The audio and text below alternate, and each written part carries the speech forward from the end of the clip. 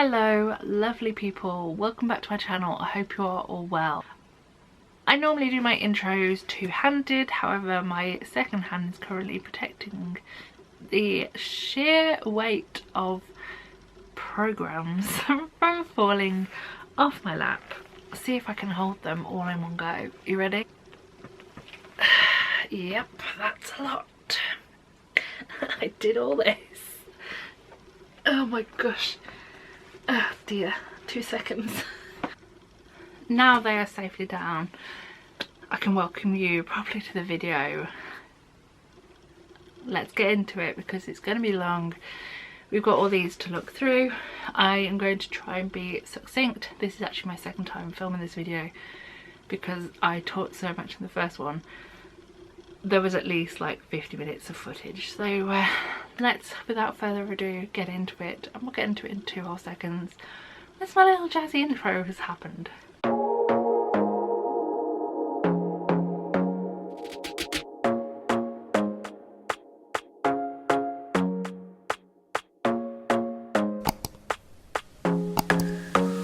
In order to stay hydrated, I suggest you go and get yourself a drink first, in case you're interested. Orange and mango squash. About me and my drinks, let's get into it. There is the program to go through. I'm going to limit myself to maybe a couple of words on each one, and we're going to talk about what I saw in each month. So starting off in January, we had Moulin Rouge. What an adventure that was. I didn't really know what I was expecting to go in. Obviously I'd seen the movie in the past, but nobody had warned me how much of a attack on your senses this show is. Saying that, however, I am glad that I went. I would actually quite like to return at some point once I've caught another few shows that I would like to see that I haven't already seen, and then we'll go and see some shows that I have seen previously and just want to rewatch. But that started off my January. I then went to Tina Turner the Musical, which is not what it's called, it's just called Tina. Or some people call it Tina, the Tina Turner Musical. But I managed to get a rush ticket for this, and it was sat front row. It was an attack on my being, I felt.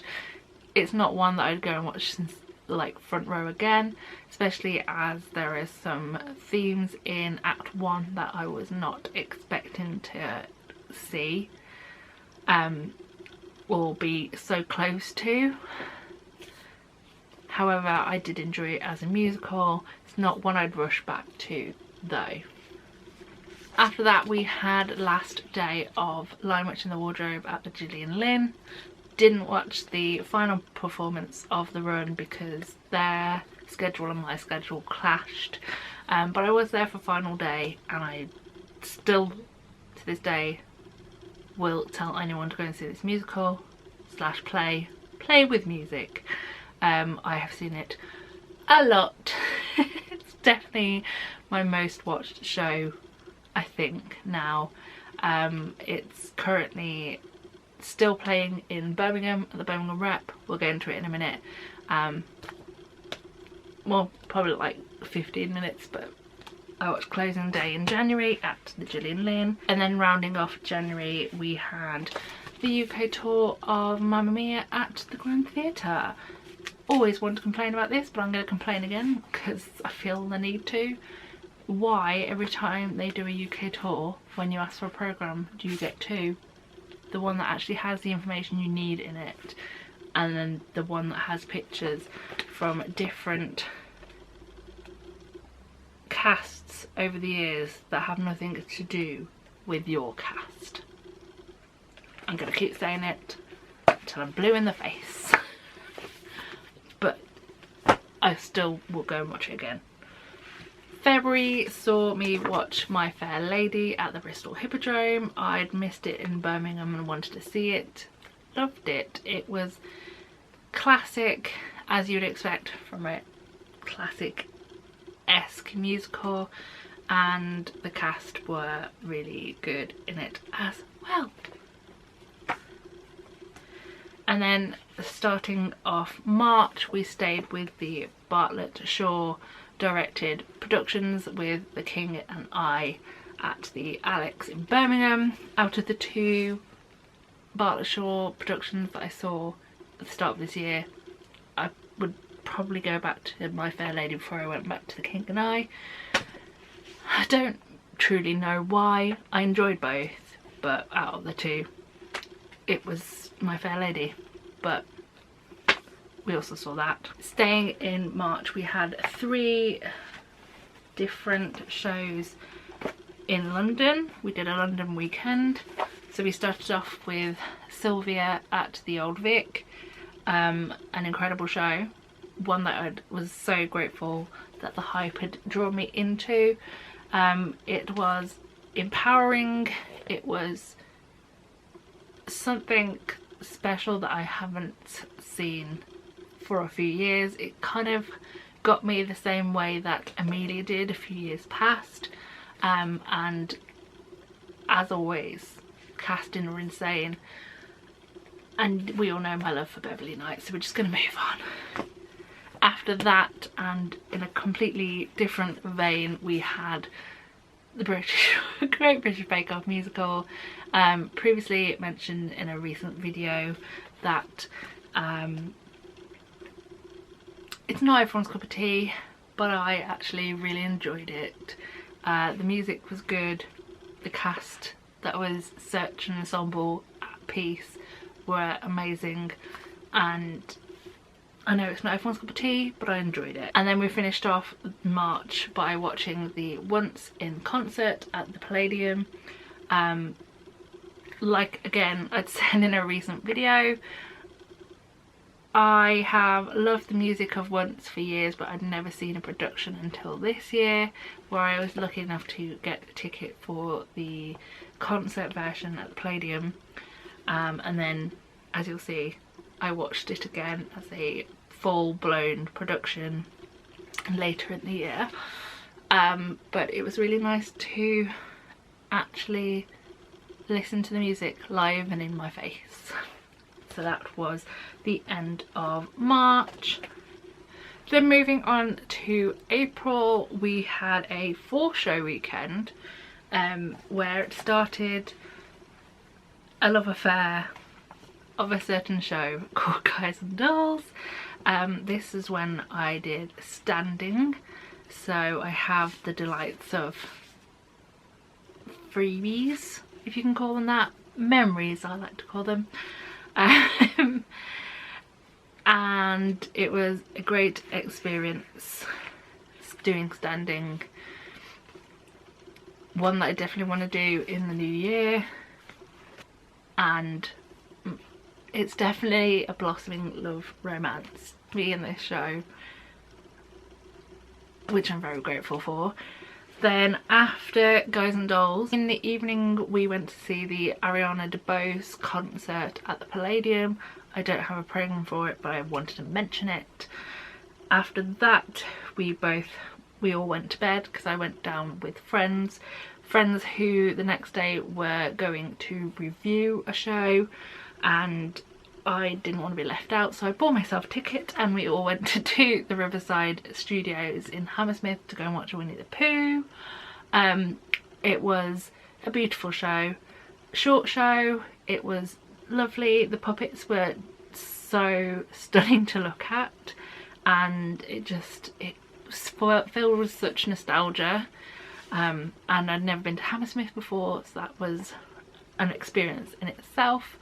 But yeah, loved it, and I did actually get to sit on the floor with the cast at the end of the show. If I find that picture, I shall remember to link it. Never seen myself so happy in a picture, let me tell you that. And then after I went to see Winnie the Pooh, because it was an 11 o'clock show, we made our way back into central London for a matinee before we all parted ways and went home. My friends went to see Back to the Future, and I went across the road and watched Pretty Woman. We all know I am a great fan of this show. There's just something about it. The story is one that we all know and love, especially if you are a fan of the film. The music in it is absolutely great too, all written by Bryan Adams and Jim Falance. And this was actually the last show of Danny Mac as well, so that was cool to see, in a way, because it's always fun being at a closing or an ending of something. Just has a special energy about it. So yeah, saw that in April. Sticking in April, we had got a SpongeBob SquarePants. I mean, there's quite a lot of a difference, but also there isn't. However, I saw this at the Hippodrome on its UK tour. I actually reviewed it for Theatre and Tonic, which is a blog that my friend runs, who also has a team of writers, and occasionally I write for them. So it was really cool to experience this show and also write a review for Theatre and Tonic as well. I really did kind of enjoy this show. It was not one you had to think about a lot, but it had its moments of like just joy, and I loved it. Okay, it was fun.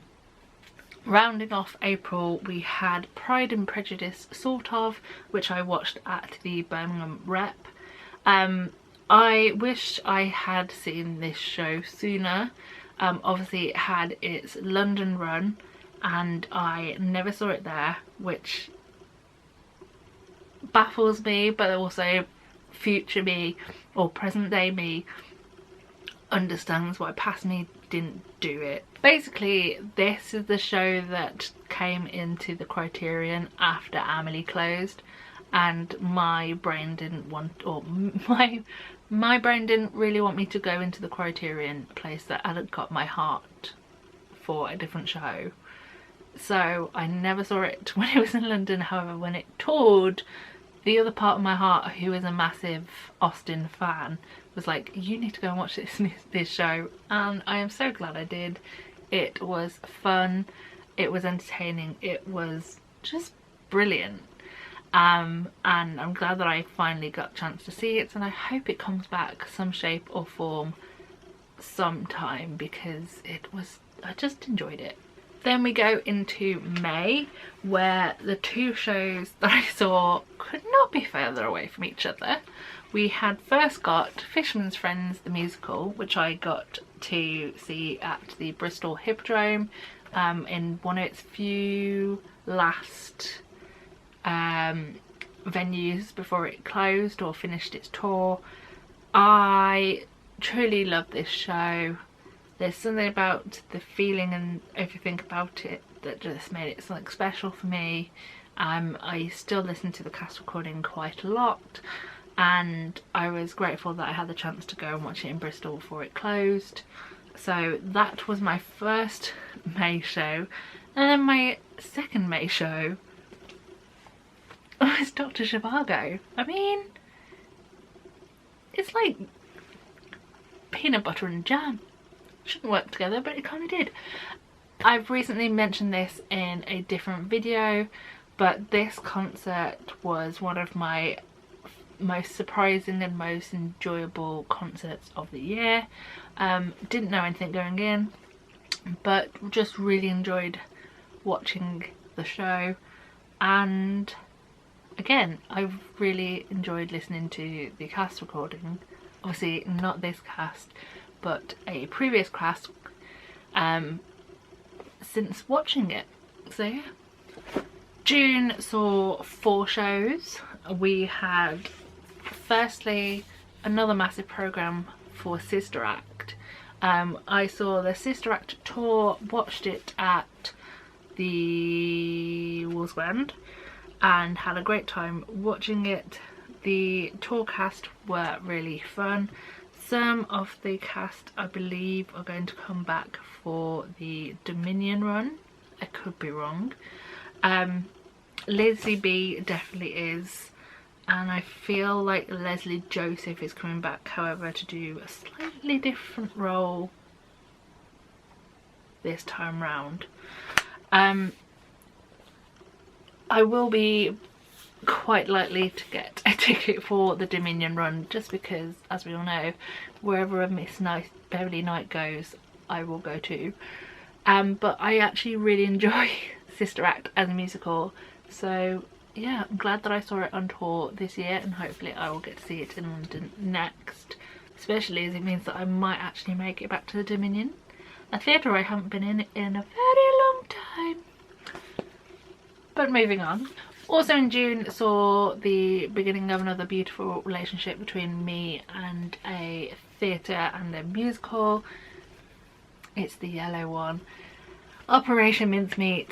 We all know my love for the show. I have mentioned it many times throughout the year in different capacities. It's just such a good show that I am hoping to get back to at least once in 2024.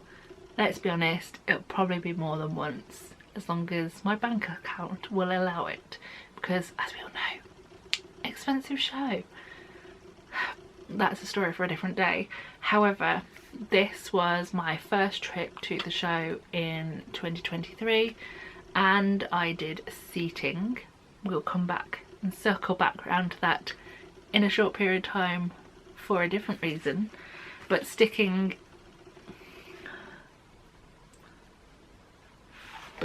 in June, and also in the same weekend that I saw Mincemeat, I saw Ain't Too Proud at the Prince Edward.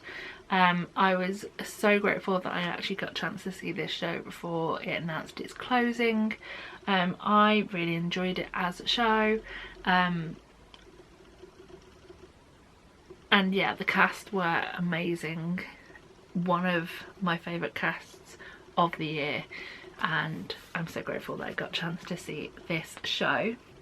And then rounding out June, we had a trip to Wembley to see Newsies, another show that I have been a fan of for a long time, but never had the chance to go and see it in the flesh. So I was very grateful that it came into London, even if it is in an area that I didn't know well and almost got lost. Moving now into August. August had a lot, so bear with. This is August alone. So August, we started off with a show that I'm not going to mention too much. We're just going to show the programme. We're going to move on because we all know my thoughts and feelings on the show. Okay. After that, we did the first of 2 London weekend / week experiences, where we first watched Groundhog Day, a show that was definitely a grower for me. I definitely sat in my seat. I was pretty much front stalls and I was like, I quite enjoy this, but I need to think on it. Since watching the show and since it closed, I have become quite the fan of listening to the cast recording that was recorded whilst it was on Broadway, and I hope that this show comes back because it was really cleverly done and fun to watch, and the music in it is stunning.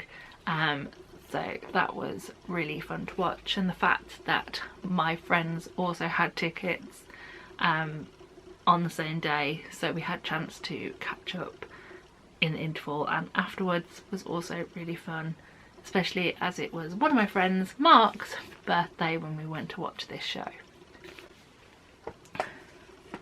After Groundhog Day, I went to see La Cage aux Folles. Technically I watched this 1.5 times because the first time I went to see it, I got to the venue, it was kind of drizzly, but the show started, we had a lovely time, but the rain never stopped.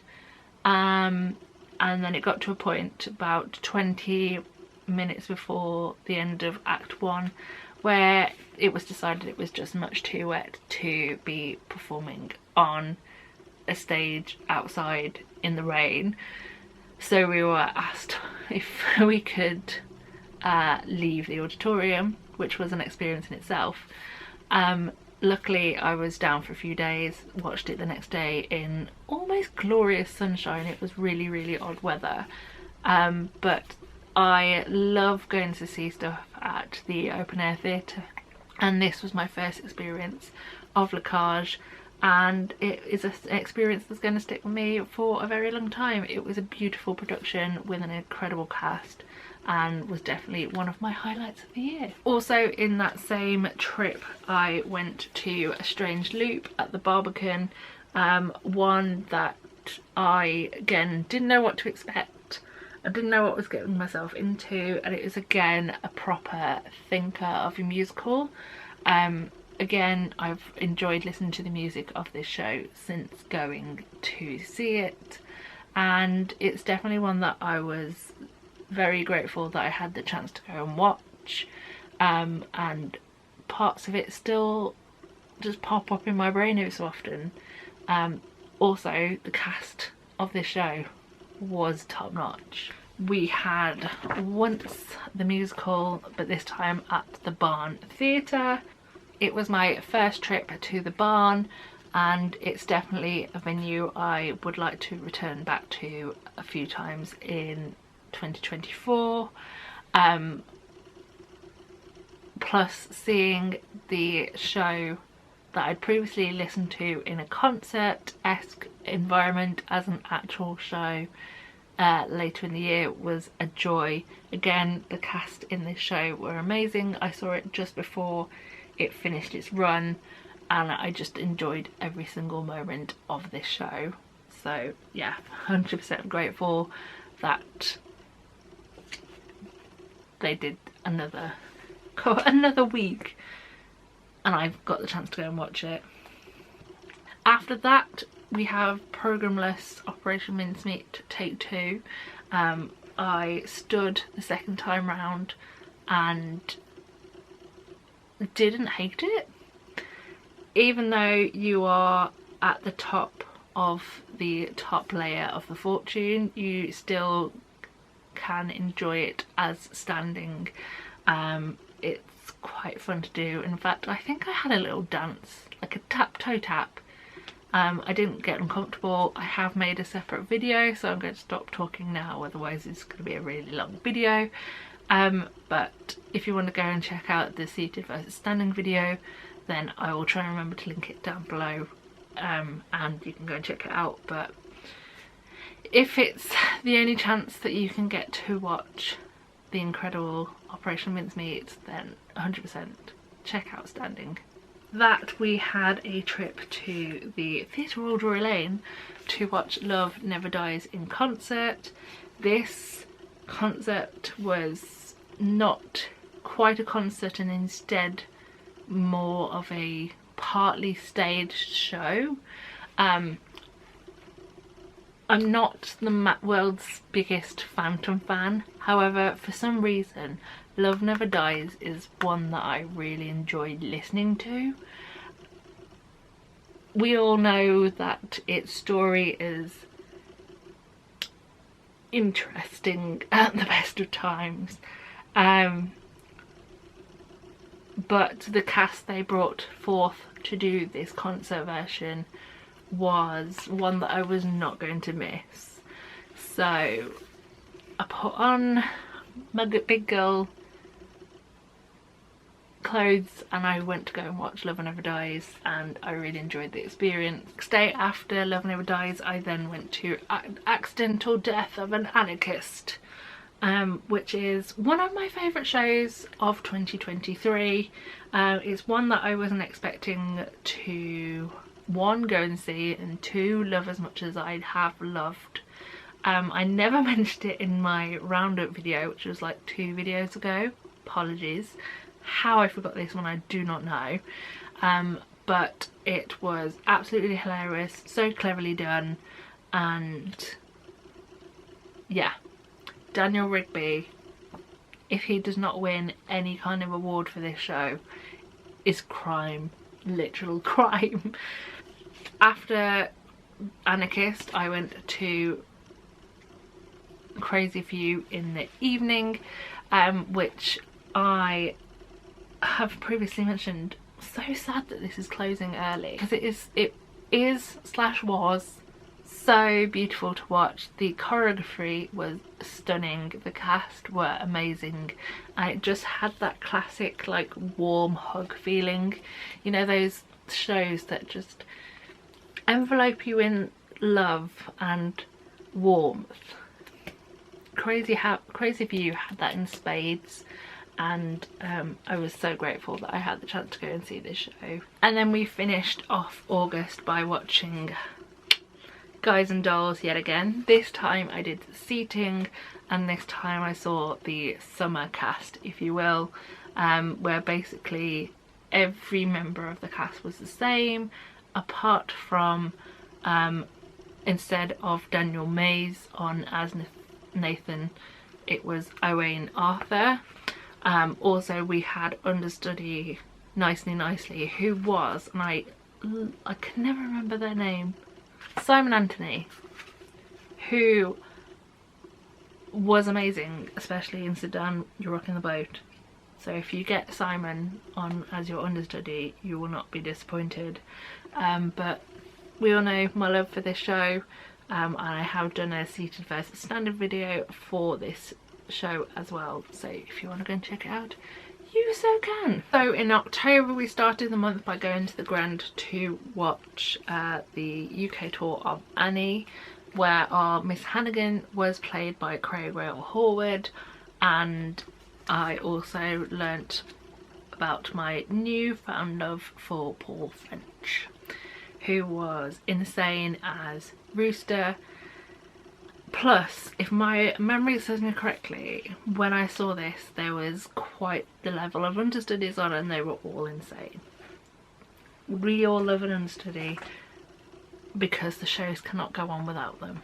And had a trip to the Birmingham Rep to see Sinatra, which I was very grateful to go and watch.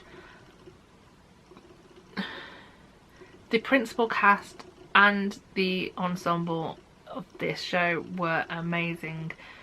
It wasn't my favourite show of the year, but it wasn't also my worst show of the year. I feel like it may have not just been aimed at me in a way, but I'm grateful that I got to see it, and I really enjoyed my time watching it.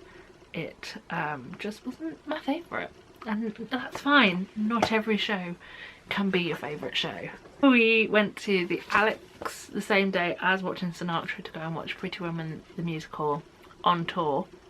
I hope that it's still on tour, and I'm going to look it up after this video to see where it currently is and will be going to, because I would quite like to go and watch it again in 2024. Pretty Woman just has a special place in my heart. I've mentioned this many times in the past. I also would quite like to go and see Oliver Saville as Edward, because he wasn't on our show.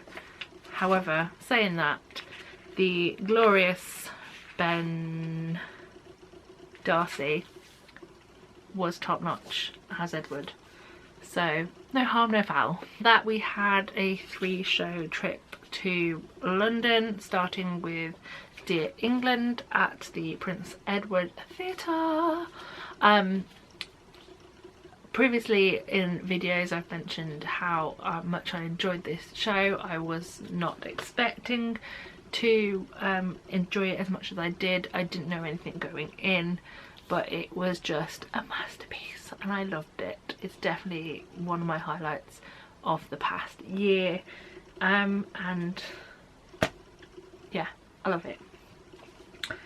Then we had a leg it moment through central London because I was planning to see the show cancelled, and with 20 minutes to go I decided, you know what, I'm in London, let's go and see something else. And I ended up at Choir of Man, which is always a good time. Whether you are not a musical theatre person especially, or you are, you will have a great time. It's a 90-minute show and the characters on stage are a joy to watch. And that is all I need to say on this right now. Rounding up that trip, we had a trip to the Cadogan Hall to watch Stephanie J. Block. Also, in a recent video, have mentioned how grateful I am that I saw this show. It was a very last minute decision, but I loved it. And of course I got the signed version. You know when they're like, you can get this, which is £10, or you can get this, which is 15, which someone squiggled on. I'm gonna get the squiggle, because I'm never going to be able to get anywhere near Stephanie J. Block in the future. Squiggle it will shall be. Moving into November, we have got, oh, they've all been written down the side. I love it when that happens. Sorry, sidetracked by programs. We started off November with, I always love doing that as well, whoever decided this as a design shall always be my favourite person. Who doesn't want to be half of Aslan? The Birmingham reproduction of Lion Witch in the Wardrobe, which is fantastic. Go and check it out if you're anywhere near Birmingham. It closes on the 28th of Jan. Don't know why I looked down there, because it's in my brain that I'm going to watch it. But yes, amazing show. We all know how much I love it. And will recommend to anyone and everyone for how spectacular it truly is. And I'm going to move on because we all know that I could definitely speak for like a good 10 minutes on the show. So instead we're going to go to the 3 that I saw in London in November, which all, you can't see from back there, but all have the name of the show on the spine. Not enough programs do that. Make them so much easier to store because I could see them all. But instead they're all in a box. So let's first go to Time Traveller's Wife. Again, like Groundhog Day, it was a grower. I did say a lot of things in its review, and then obviously in videos past that made sense. I have talked about my enjoyment for the cast recording. I am glad that I saw it. The cast were incredible, and I now have a newfound love for Joanna Woodward, and the music actually is very good. But yeah, I'm glad I went to see it. Plus my nails kind of match the programme. Love it. After Time Traveller's Wife, in the evening I went to Little Big Things. Now we all know my fascination. I loved this show. I did actually forget to publish the review for this show until just before Christmas, so I'm sure that most people have missed it. If you want to go and check it out, please do. But long story short, I love this show. It is so beautiful. The music in it is catchy but contemporary, kind of musical theatre-y, but also at the same time poppy. It's just an incredible musical. And I am definitely going to try and get back to it before it closes, because we haven't got long left. Well, we do. It's closing in March, but at the same time, March will be here before you know it. I know, I'm that person. But yes, I watched it. I loved it. And we're going to move on. Finally, in November, we went to watch, or I went to watch Peter Pan Goes Wrong at the Lyric.